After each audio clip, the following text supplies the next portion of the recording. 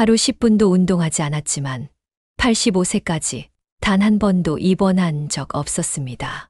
이 말을 들으면 의심이 먼저 드실 겁니다. 정말 그런 사람이 있어 하고 말이죠. 그런데 이 사람 그냥 노인이 아닙니다. 현역으로 진료실에 서는 85세 의사입니다. 그는 젊을 때처럼 격하게 운동하지 않고도 건강을 지켜온 자신만의 비결이 있다고 말합니다. 그리고 이렇게 단언합니다. 운동보다 더 중요한 게 3가지 있습니다. 이 3가지만 지키면 아프지 않고 오래 살 수 있습니다. 운동이 전부가 아니라는 그의 말, 처음엔 낯설게 느껴질지 모릅니다. 하지만 그가 살아온 80년이 넘는 시간을 들여다보면 우리가 그동안 놓치고 있던 진짜 장수의 비밀이 보입니다. 지금부터 운동보다 더 강력한 장수의 습관 3가지를 함께 살펴보겠습니다. 현대인은 운동을 해야 건강하다는 강박에 시달립니다. 하지만 정작 80을 넘기고도 건강을 유지하는 사람들은 매일 땀 흘리며 운동하지 않아도 꽤 잘 살고 있습니다. 일본의 의사이자 노인의학 전문가인 이가라시 박사는 85세가 넘은 지금도 진료를 계속하며 하루하루를 건강하게 살아가고 있습니다. 그는 말합니다. 건강은 의외로 단순한 습관에서 비롯됩니다. 첫 번째 습관, 리듬 있는 일상. 이가라시 박사는 매일 아침 6시에 일어납니다. 알람을 맞추지 않아도 그는 늘 같은 시간에 눈을 뜹니다. 침대에 누운 채로 간단한 스트레칭을 하고 침묵 속에서 창밖을 바라보는 시간을 갖습니다. 그리고 따뜻한 물 한 잔을 마신 뒤 전날 밤 미리 준비해둔 아침 식사를 천천히 시작하죠. 그는 말합니다. 리듬 있게 사는 건 특별한 일이 아닙니다. 하지만 사람들은 이런 단순한 규칙을 가장 먼저 무너뜨립니다. 사실 박사도 젊은 시절에는 불규칙한 삶을 살았다고 합니다. 야근이 잦았고 식사도 대충 넘기기 일쑤였으며 잠은 부족했고 일요일에도 병원 일을 챙겼습니다. 그 결과 50대 중반에 큰 건강 위기를 겪었습니다. 과로로 인해 심장이 갑자기 멈춰 병원에 실려갔던 그날, 그는 뼈저리게 깨달았다고 합니다. 나를 살리는 건 대단한 치료나 약이 아니라 매일 반복되는 생활의 패턴이구나. 그때부터 그는 자신의 일상을 철저히 재정비하기 시작했습니다. 아침 식사는 제 시간에, 점심은 햇볕을 받으며 밖에서 간단히, 저녁은 해가 지기 전에 마치도록 했습니다. 기상과 취침 시간도 고정하고 식사 간격 역시 일정하게 유지했습니다. 그의 하루는 마치 시계처럼 흘러가기 시작했습니다. 이런 리듬 있는 생활이 몸에 어떤 변화를 주었을까요? 먼저 수면의 질이 눈에 띄게 좋아졌습니다. 아무리 오래 자도 피곤했던 몸이 6시간만 자도 상쾌해졌다고 합니다. 식후에 졸리는 일도 사라졌고 체중도 서서히 제자리로 돌아왔습니다. 그리고 무엇보다도 감기 한 번 걸리지 않을 만큼 면역력이 강해졌다고 합니다. 이가라시 박사는 일상의 리듬이 자율신경을 안정시키는데 큰 역할을 한다고 강조합니다. 우리 몸의 자율신경은 체온, 맥박, 혈압, 소화 기능까지 조절하는데 이 신경이 불균형해지면 피로감, 불면, 소화불량 같은 문제가 줄줄이 따라온다는 겁니다. 그리고 그 불균형은 대부분 불규칙한 생활에서 비롯된다고 말합니다. 그는 종종 환자들에게 이렇게 조언합니다.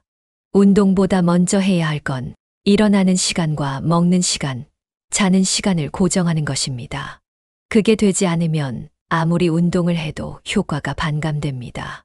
그의 이야기를 듣고 따라한 70대 여성 환자는 이렇게 말했습니다. 솔직히 처음엔 별 효과 없을 거라 생각했어요. 그런데 2주쯤 지나니 소화가 훨씬 잘 되고 밤에 중간에 깨는 일이 없어졌어요. 하루가 편안해졌다고 해야 할까요? 이젠 규칙이 없으면 오히려 불안해요. 운동을 시작하는 것도 중요하지만 그보다 먼저 우리 자신에게 이렇게 물어볼 필요가 있습니다. 나는 매일 같은 시간에 일어나고 같은 시간에 자고 같은 시간에 밥을 먹고 있는가? 이 작은 리듬이야말로 장수를 위한 첫 번째 걸음이 될 수 있습니다. 두 번째 습관 고립되지 않는 것. 그날은 유난히 비가 많이 오던 아침이었습니다. 진료실 문을 열고 들어온 건 80대 중반의 할아버지였습니다. 우산은 젖어 있었고 외투는 허리춤이 축 늘어져 있었죠. 이가라시 박사는 조심스럽게 물었습니다. 비도 많이 오는데 굳이 병원까지 나오신 이유가 있으셨을까요? 할아버지는 조용히 웃으며 대답했습니다. 사실 몸이 아파서 온 건 아닙니다. 누군가와 말하고 싶었어요. 그 말 한마디에 박사는 잠시 말을 잃었습니다. 그리고 깨달았습니다. 노년의 가장 큰 병은 외로움일 수 있겠구나. 박사는 그날 이후 진료 시간의 일부를 이야기 시간으로 바꾸었습니다. 병을 설명하는 대신 오늘 점심은 뭘 드셨는지, 요즘 어떤 책을 읽으셨는지, 손주들은 잘 있는지 같은 이야기를 먼저 나누기 시작했죠. 의외로 환자들의 몸이 좋아지기 시작했습니다. 만성 두통이 잦아들었고 늘 소화가 안 되던 어르신의 식사량도 늘었습니다. 박사는 그 이유를 이렇게 설명합니다. 사람은 대화 속에서 자신의 존재를 확인합니다.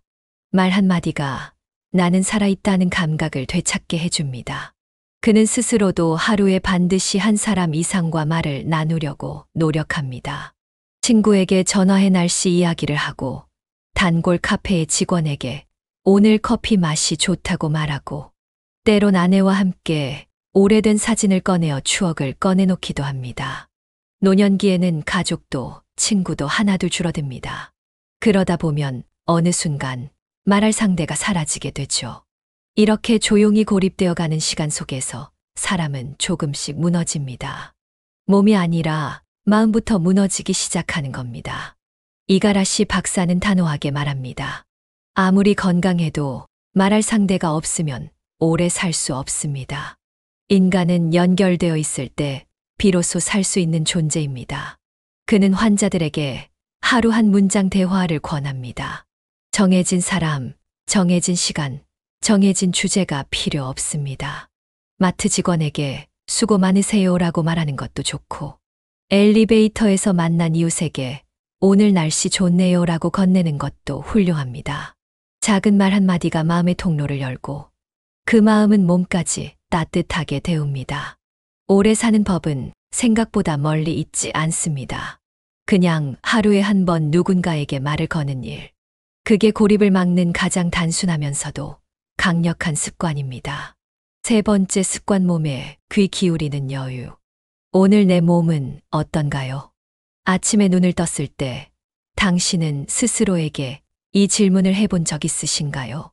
이가라시 박사는 하루에 3번 자신의 몸에게 말을 건넵니다. 아침엔 관절의 느낌을, 점심엔 소화 상태를, 저녁엔 피로의 정도를 확인합니다.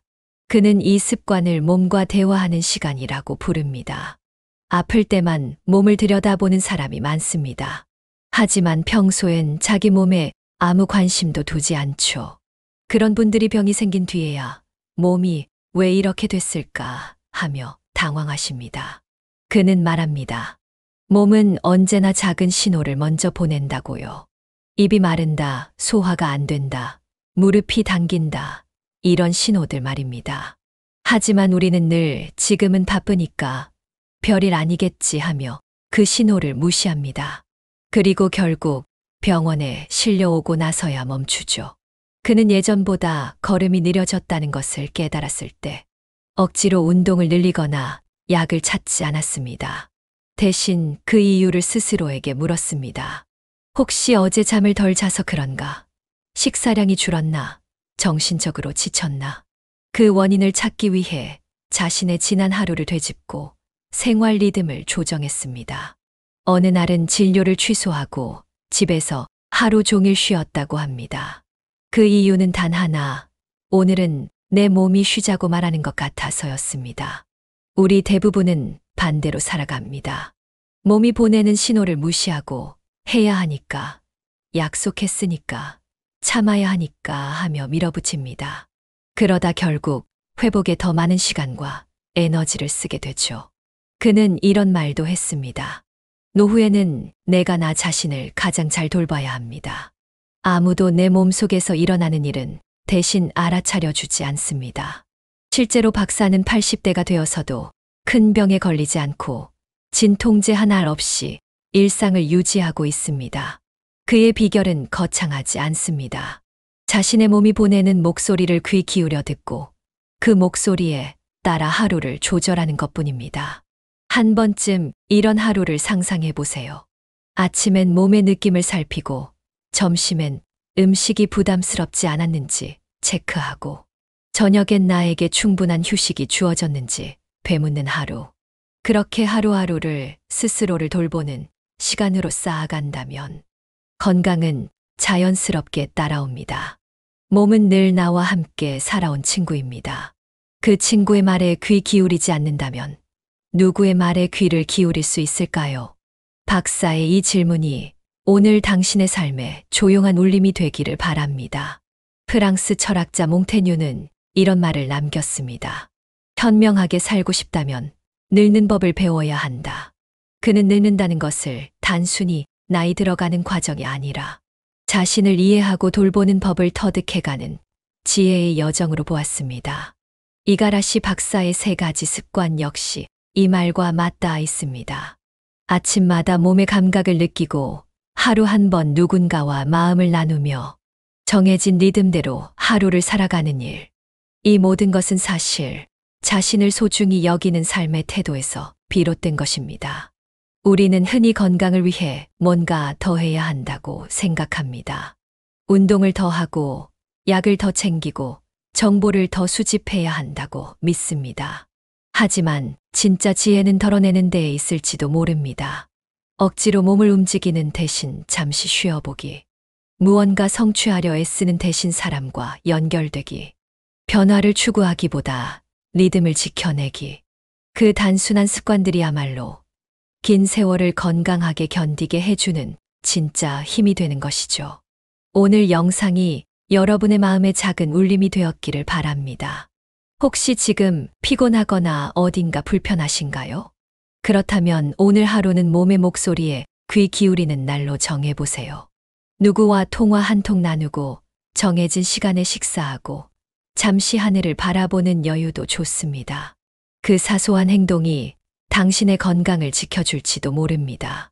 이야기가 좋았다면 구독과 좋아요, 그리고 댓글로 여러분의 생각을 들려주세요. 당신의 경험과 지혜도 누군가에게는 큰 배움이 될 수 있습니다. 긴 시간 함께 해주셔서 고맙습니다.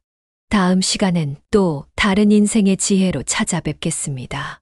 건강한 하루 되세요.